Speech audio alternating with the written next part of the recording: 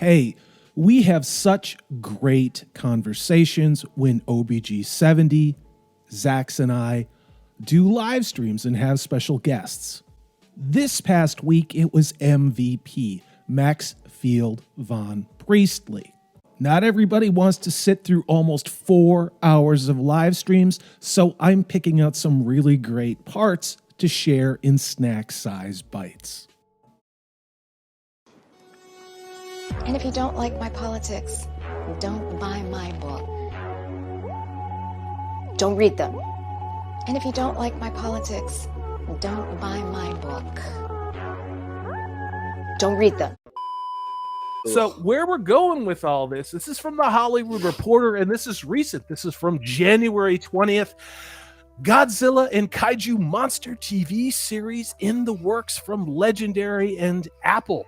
So sci-fi vet Chris Black, he worked on Star Trek Enterprise, which I'm going to be honest with you, I didn't like Enterprise at all. So that was Morningside number one to me, is going to be paired with comic book author Matt Fraction, and they're going to be the co-creators of this show.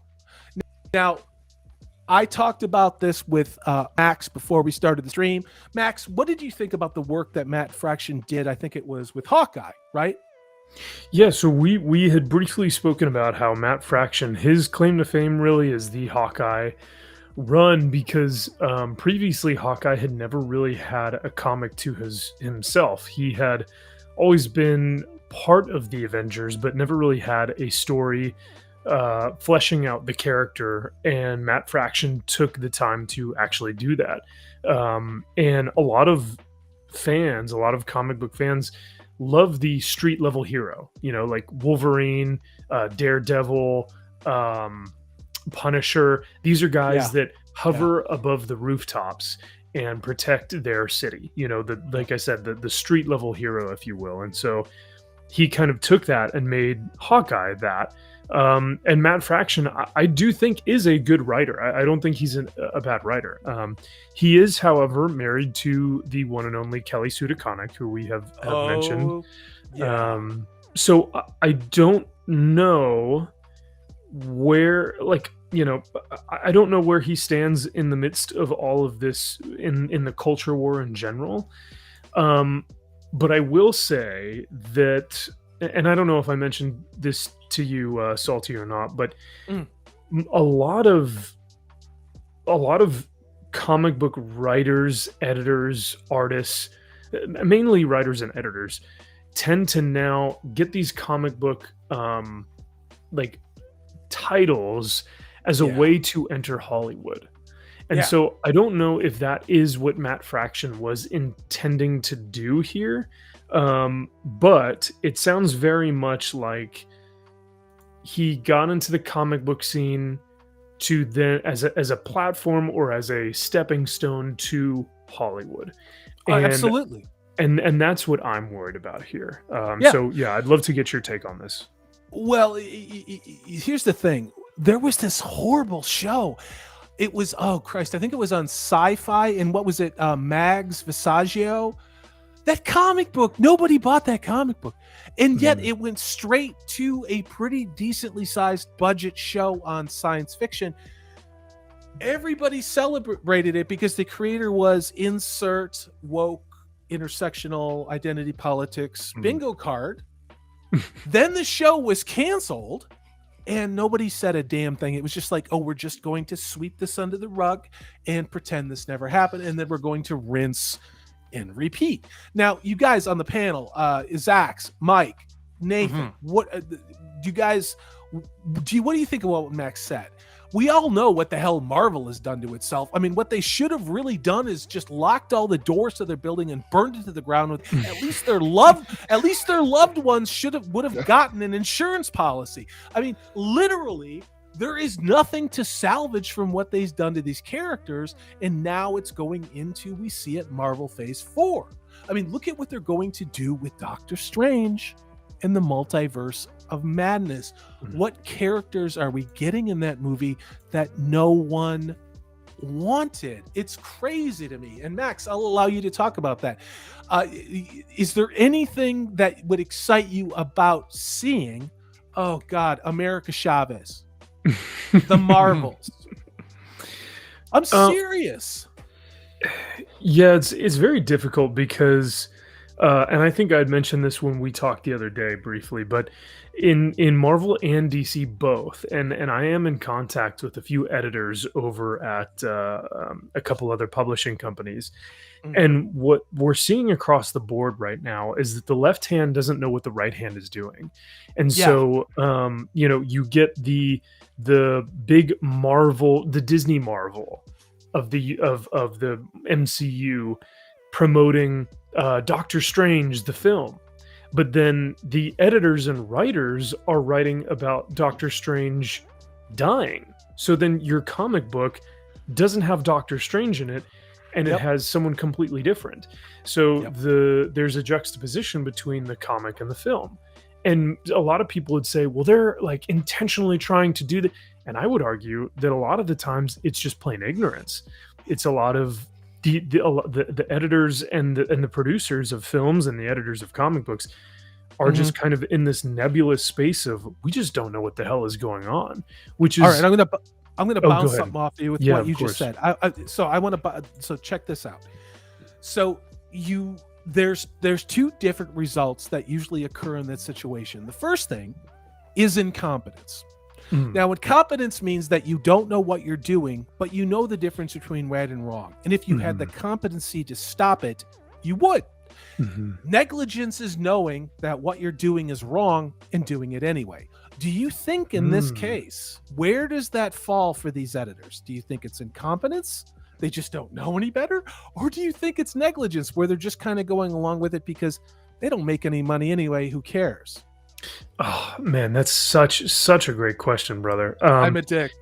Sorry. No, and it's a beautiful. It really is a beautiful depiction of the kind of struggle that a lot of editors are having right now. Because I do believe that there are editors right now that are seeing this, that can't really do anything about it, or if they do anything about it, they'll lose their job. So I would err on the side of negligence, because their fear right now is that if they stray from the echo chamber, they will lose their job. And currently they are already being paid less, like so much less. Dude, it's crazy. Than what they would be. Yeah. And so they know that what they're doing is going to promote the echo chamber, and if they know that that is what is going to keep their job, they're going to keep pushing this stuff out. And the echo chamber is a lot of their friends, and they don't want to disrupt a lot of the friends that are writers and creators. So the writers are going, hey, excuse me, you're going to promote this book, right? Like, everything in here looks good. We're going to publish it. And a lot of the time the editors know exactly what these writers are doing. And they're going, yep. You know what? You're right. I'm not going to change anything. Let's publish it. And that is where that comes in. Not so much the indifference towards it, but the negligence of what is actually happening. In this case, it's not just like, we know about the whisper networks. I respect Ethan Van Sciver. Do I always believe everything Ethan Van Sciver says? No. But I'll tell you what. I have a lot of respect for Eric July, for YoungRippa. And what I am hoping for, and I actually Twittered at him the other night, was he was talking about getting the physical copy of his new comic book series in the RIPPAVERSE. And I am nobody's bitch, and I am nobody's shill.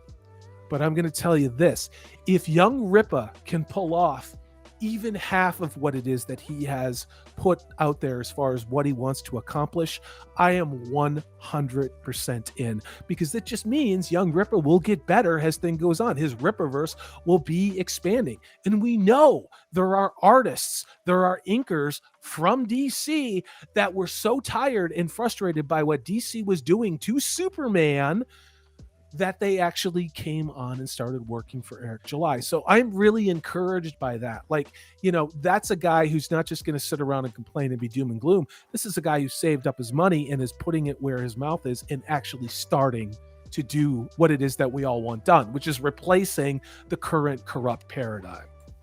And Absolutely, speaking brother. of DC, it's important. Like Kelly Sue Deconnick couldn't sell an Aquaman comic the year that Aquaman the movie made $1 billion. Yeah. She couldn't sell Ice in the Sahara. I mean, she And couldn't. if you don't like my politics, don't buy my book. Oh yeah. Don't The read that. remix. VBS. And if you don't like my politics, Oh God, don't yes. buy my Careful, book. here come Paramount Plus execs. Oh, yeah. Don't read them. YouTube police. There you go. No, It's keep so going. funny. No, dude, let's All right. Good roll night, with folks. this. It was good talking with y'all. Thanks for the chat. Oh, I it's think so I think true. Paramount Plus owns the rights to that video. Oh, Even I'm if sure they would say even if they do. don't, yeah, even if they don't, they're gonna strike us down. Find some That's way, it. yeah. Yeah. Yeah, it's you know, the Rippaverse I have faith in as long as it holds true to storytelling. You know, Amen. unfortunately, I have seen a lot of Kickstarters, Indiegogos, whatever you want to call it, crowdfunded comic books that go, hey, you know what? We see what's being done to our beloved heroes, so we're going to Yeah. do something different. And what then they end up doing is putting their own political ideology into it and saying, well, screw these other and, you know, whatever. Yeah. Yeah. And then they put their political ideology into it, and then no one, and then they split their audience in half again. So it's the Yeah. exact same thing that the other side is doing. So as long as Rippa stays true to, hey, no political ideology here, like none whatsoever. I want to tell stories about characters, about loss, about heroism, about Yes. whatever it is, about Mhm. you know, anything that makes storytelling great. I'm all in.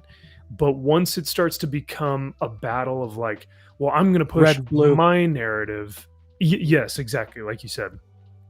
To, you know, to counteract this one, that's when I tend to be a little bit hesitant, because I like to say, listen, no, the reason why we're doing this is not to push another narrative. It's to push fandom, storytelling, you know, great characterization and you know, character stories and you know, the Hero's delineation journey. between, yes, of course, the hero's journey. So that is a hot take. I think a lot of people might say, well, that's not necessarily true, but that's just what I believe. So as long as Rippa stays true to that, I'm all in, brother. I think that's really fair. I mean, I really, really do. I mean, like I said, I'm not anybody's seal. I don't sit there and clap on command. I'm nobody's bitch. I'm really not. Yeah. And I mean, I just, you know what I'm going to do? After 2 years of not being optimistic about things and knowing what was going to happen next and being right about it, I'm going to allow myself the luxury of just a little bit. I'm going to allow some optimism on this one. I think YoungRippa, I'm going to give him the benefit of the doubt. I think he's going to do the right thing, and I hope he does the right thing. So hail to him for taking a damn chance. But Max, you are 100% right. We just want good stories, good characters, no ideology, regardless of where it's coming from. And the only caveat I would have to say to that is, if you challenge hypocrisy and globalism, I am 100% behind that type of ideology. That's all I'm going to say. So, as ever, this is Salty Texas C. I am Corey DB. Thanks so much for watching. If you like what you've seen and heard, please hit that thumbs up button. If you haven't subscribed, I'd love to have you on board. That way you know, and we have things like live streams, which we are now going to be doing every Tuesday evening. Take care. I hope you're having a great 2022.